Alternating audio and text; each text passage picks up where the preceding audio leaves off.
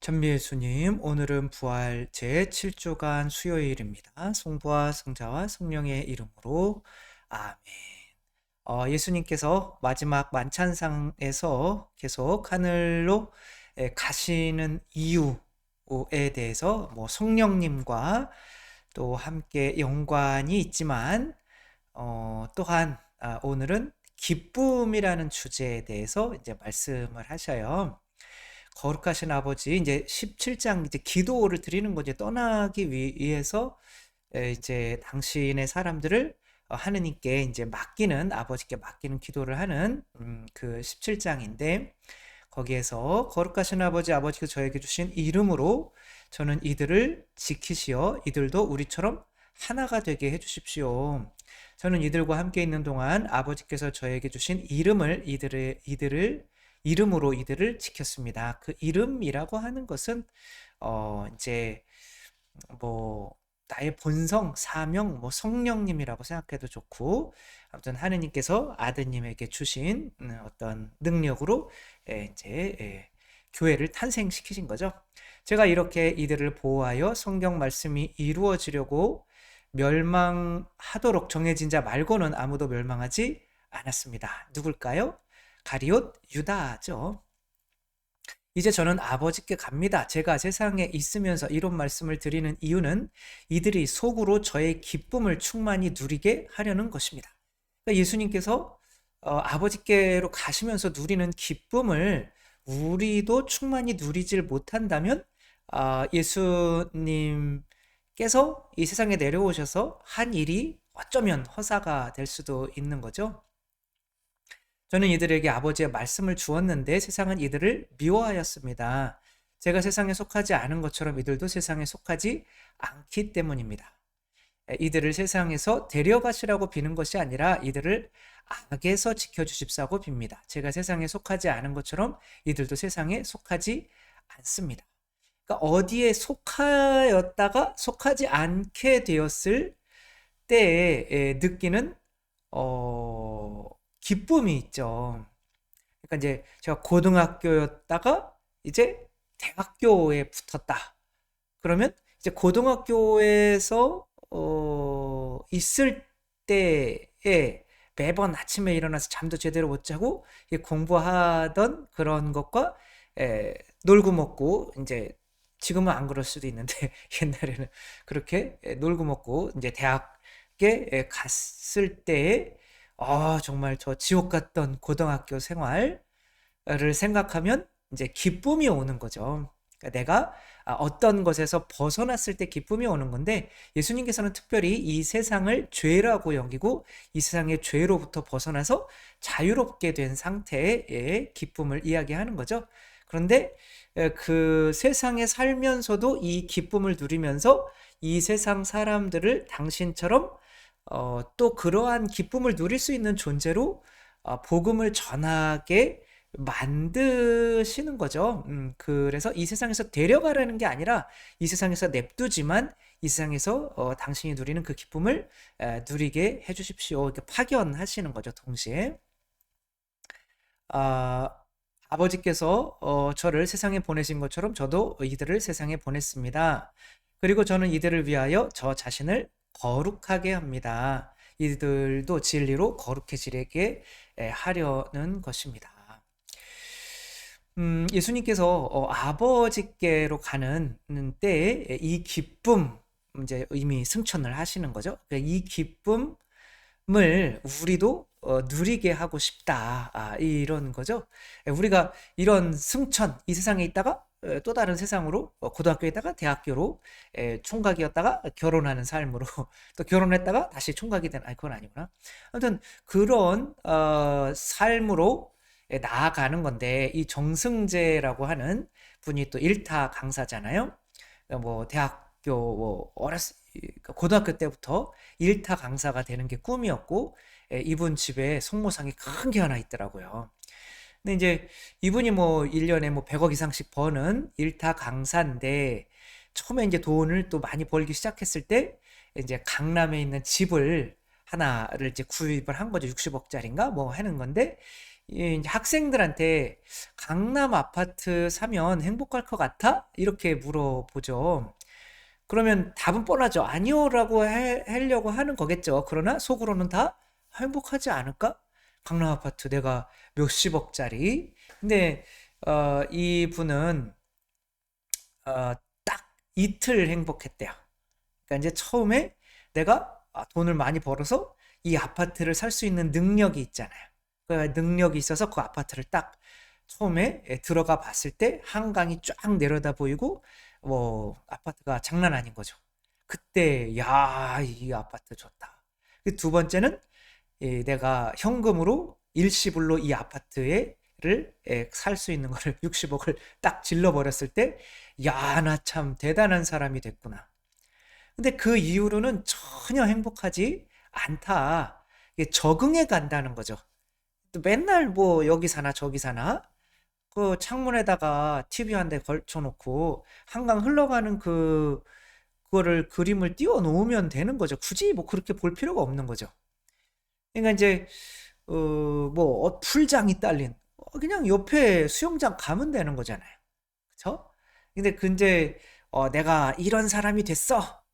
라는 것 때문에 사실 기쁜 거죠. 그런 어떤 혜택이나 이런 것들은 사실 한계가 있죠. 그리고 그런 기쁨은 적응이 돼요. 그거는 제가 저희 동네에 전기가 들어왔을 때부터 느꼈던 거죠. 뭐 전기 들어왔을 때 막 동네에서 돼지 잡고 뭐 난리였죠. 저희 비행장 때문에 이제 보안상 전기가 이렇게 못 들어오는 이제 일곱 가구가 딱 막혔어. 이쪽은 냇가로 막혔고 이쪽은 비행장으로 막혔고 이제 그런 곳에 살았었는데 그러니까 어떻게 해가지고 이제 전기가 이렇게 들어왔죠. 근데 그때의 기쁨은 이루 말할 수가 없죠. 맨날 촛불 켜고 살아야 되고 촛불 꺼지면은 또 TV도 맨날 그 자전거에 싣고 가가지고 충전하는 데가 있었어요. 그 배터리, 자동차 배터리. 그래서 TV는 이제 9인치 너무 크면은 이게 배터리가 금방 다니까. 그 수사반장이나 이런 거 할 때 지금도 수사반장 하더라고요. 새롭게. 그때 막 중요한 순간이 되면은 배터리가 다 닳아요. 그러면은 막 온 동네 사람들이 모여서 그 7인치 TV에 지금 7인치면 한 요 정도 되나? 그거 이렇게 전 온 수십 명이 모여서 이렇게 보는 거예요. 그러다가 뭐 학교 가면은 뭐 애들은 뭐 무슨 뭐 마징가 제트를 봤대느니 뭐 그러는데 태권브이를 봤대느니 뭐 나는 뭘 모르니까. 그러니까 이제 그런 TV가 왔을 때는 뭐 그렇게 전기가 들어왔을 때는 뭐 이 기쁨을 이루 말할 수 없죠. 우리 부모님도 마찬가지예요. 맨날 그 불 군불 때 가지고 솥에 밥을 하시다가 전기밥솥을 이렇게 눌러가지고 밥을 할 때 그거는 신기하죠, 진짜. 온 가족이 둘러앉아서 아버지는 이건 밥이 안 된다. 어떻게 이렇게 스위치 한 번 눌러서 밥이 되냐. 전기밥솥으로 한 번 눌러서 밥이 되는 거를 믿지를 않으셨어요. 그래서 다시 대충 밥이 된 걸 꺼내서 다시 밥솥에서 다시 이제 뜸을 들여야 되고 뭐 이렇게 생각을 하셨던 것 같아요. 그래서 어머니 아버지가 싸우시더라고. 이거 한번 누르면 된다. 아니다. 그래서 근데 이제 막 김이 나오고 뜸까지 들어지고 이렇게 탁 열었을 때 김이 확 나오면서 그렇게 밥이 됐을 때 막 온 가족이 끌어안고 막 눈물을 흘리면서 진짜 되네. 막 이렇게 진짜 밤을 새도 아깝지가 않았죠. 근데 이제 뭐 그 다음 날도 샜을까요? 그러면은 안 되겠죠. 그러니까 이제 다음 날은 그 기쁨이 반, 그 다음 날은 또 반, 그 다음 날은 반.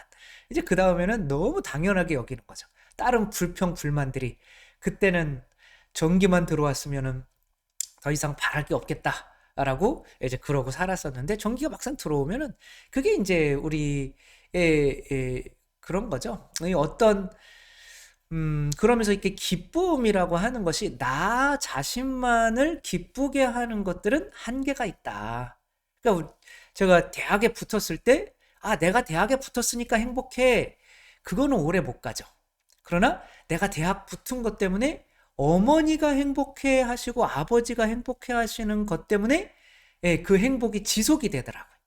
어, 저 옆에 지금도 이제 신부도 그 신부가 됐는데 같이 태어나가지고 기모 에제키엘이라고 하는 신부님인데 지금 이제 신학교에 계시죠. 그 친구가 이제 먼저 대학을 붙었다는 거예요. 우리 집 동네에 둘밖에 없는데, 7집에서. 대학 시험 본 게. 근데 한 명이 붙었어요. 그럼 제가 떨어지면 어떻게 할까? 이거 워낙 고산병 걸려가지고 그리고 수학도 망쳤어요. 55점 만점에 9개 이렇게 풀고 나머지 하나도 못하면 찍은 게 하나도 안 맞더라고요. 다 1번만 찍었어야 되는 건데 그냥 이렇게 찍어가지고 실패한 거죠. 그래도 막 그 다음날 전화하기. 그러니까 이제 그때 생각하는 건 내가 대학 붙어야 돼라고 하는 게 아니라 우리 어머니가 저 집 어머니한테 창피당하면 어떡할까? 내가 떨어져서. 그러니까 우리는 뭔가 받는 것에 대해서 굉장한 부담감을 느끼고 있는 거예요. 그것에 대해서 내가 뭔가를 음, 그런 게 기쁨인 것 같아요. 부모님을 기쁘게 해드리는 거. 어.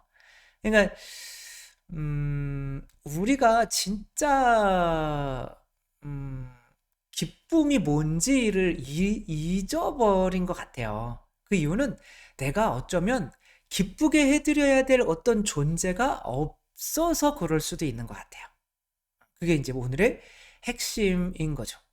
그러니까 예수님께서는 지금 하느님께로 가시면서 어, 당신이 나를 세상에 보내신 이유를 사명을 완수하고 가시는 거잖아요. 그 기쁨을 우리한테도 느끼고 싶게 해주겠다는 거잖아요.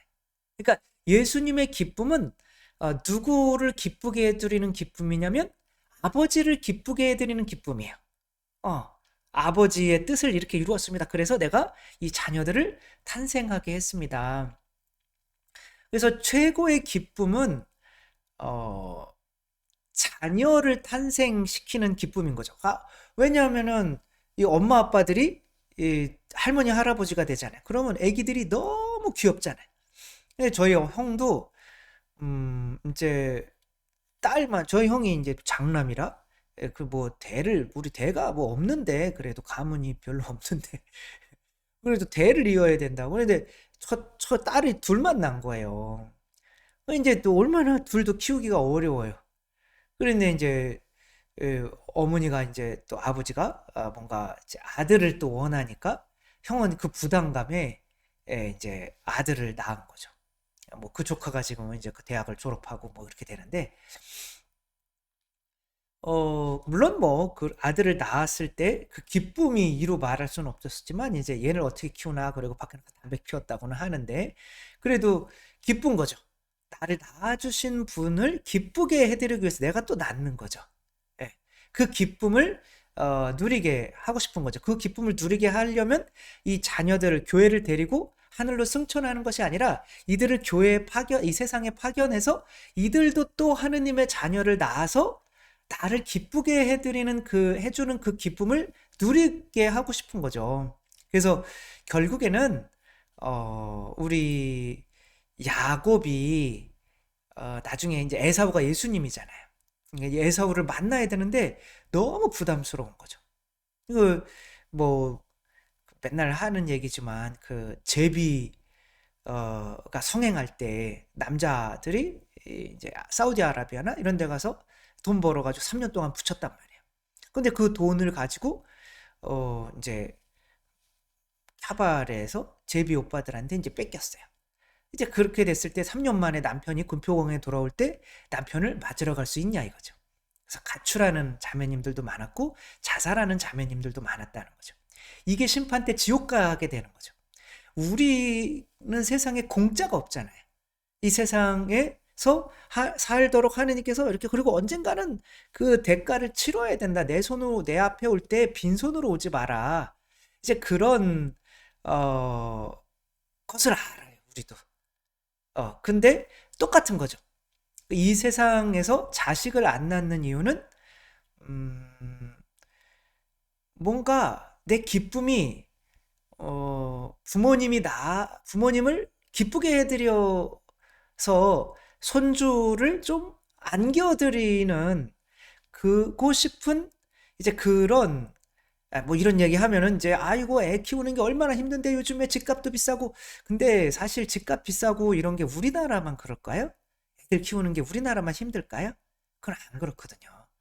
우리나라가 조금 더 힘든 거는 맞지만 그래도 이스라엘에서 뭐 애를 네다섯 명씩 낳을 때 우리는 0.6명 낳는 이런 상황은 벌어지지는 않아요. 이거는 기본적으로 진짜 기쁨이 뭔지의 지혜를 잃어버린 거죠. 그러니까 오늘 복음에서는 진짜 기쁨이 내가 아버지께 가는데 아버지께 나에게서 나에게 주신 이 성령에 대한 이 지상에서 산 30년의 세월에 대한 그 아버지께 다시 돌아갈 때 그 부담감 없이 내가 피를 흘려서 이런 교회라는 자녀를 탄생시켰습니다라고 내가 이렇게 아버지께 가는 이 기쁨을 내가 너희에게도 주고 싶어 라고 하는 거야. 이게 지혜잖아요. 그쵸? 예. 그래서 우리에게 만약에 신부님이다 그러면 신부님의 기쁨은 뭐겠어요? 그냥 뭐 먹고 놀고 뭐 그래도 돼요. 신부님은 진짜 우리 전문 용어로는 진짜 철밥통이에요. 이게 뭐 죽을 때까지 먹을 거, 잘 때, 뭐 이런 게 다 그냥 신부로만 있으면 그냥 미사만 이렇게 해주면 뭐 그냥 그런 게 다 돼 있어요. 근데 왜 많은 신부님들이 또 이렇게 강론을 올리고 왜 그럴까요? 예, 그런 걸 통해서 더 많은 어떤 자녀가 또 탄생하고 이제 조금씩 뭐 이번에 성령 강림 때 저희는 이제 주교자 성당이라 이제 교구장 주교님이 오셔서 견진 성사를 해주세요. 뭐 제가 생각보다는 이제 뭐 견진 성사 받으시는 분들이 60여 명밖에 안 돼서 저는 좀 이렇게 죄송스럽긴 왜냐면 그동안 코로나 뭐 이렇게 해서 뭐 세례 받으시는 분들이 적었던 거죠. 그래서 이제 죄송스럽기는 한데 그래도 제가 왔을 때보다 뭐 미사 참여율이나 이런 것들이 또 많이 이렇게 물론 뭐 주교님이 보지 않을 수도 있어요. 그리고 뭐 물어보지 않을 수도 있어요. 근데 저는 주교님이 오실 때 이게 심판인 거죠. 왜냐면 주교님한테 받았으니까.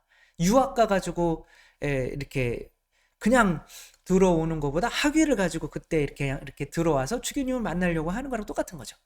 그 기쁨인 것 같아요. 내가 받은 것에 대해서 내가 그분을 만나러 갈 때 하느님이 나에게 생명도 주시고 다 주셨는데 내가 이제 그분을 만나러 가는데 그럴 것을 알고 또 그분이 나에게 뭘 원하는지를 알고 그게 이제 내가 선교에서 자녀들을 낳는 거죠. 가서 복음을 전해라. 성부와 성자와 성령의 이름으로 세례를 줘라. 이제 그렇게 해서 태어나는 이 사람들을 보기 때문에 내가 그냥 그냥 있을 수 있는 것도 아니고 지금 동기 모임 하는데 동기가 와가지고 옆방에서 쉬고 있어요. 저는 이거 하고 있는 건데 굳이 이거를 할 필요가 없지만 또 이렇게 하는 이유는 그 기쁨이 뭔지를 자녀를 낳는 기쁨, 사랑 기쁨의 가장 완전한 기쁨은 자녀를 낳는 기쁨이다. 왜냐하면 내 신랑이시고 내 하느님이신 분이 에게 또 내 부모님이신 분에게 자녀를 이렇게 보여드리면 그분이 가장 기뻐하시는 걸 알기 때문에 이 기쁨으로 나아가는 거죠. 정말 기쁨의 완성은 나에게 많은 것을 주시는 하느님에게 내가 낳은 자녀를 이렇게 같이 보여드릴 수 있는 그 기쁨이 가장 완전한 기쁨이라는 거 또 우리 잊지 않고 살았으면 좋겠습니다. 성부와 성자와 성령의 이름으로 아멘. 감사합니다. 사랑합니다.